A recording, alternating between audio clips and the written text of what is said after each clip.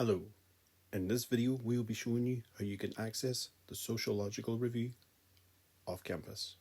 On the library canvas page, just scroll down to the main menu and click on the Access e-Resources icon.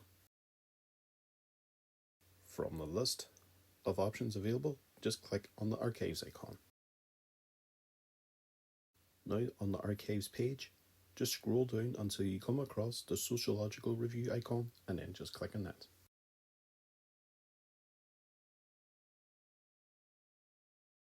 Now on the Sociological review page, just click on the logo again to access this e-resource. You will now find yourself on the Sociological review main page. On the top right of the screen, you will find an Access Profile icon. Just click on that. And then just click on View Access Options. Now on the Access Options screen, you will find an Institution section. Just click on the Access for your institution button. You'll now be asked to search for your institution. Where it asks you to enter your institution's name, just type in Northwest Regional College.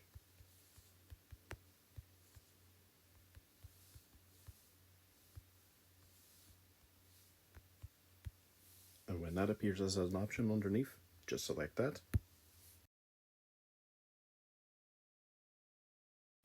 And now finally, you'll be asked to enter in your username and password.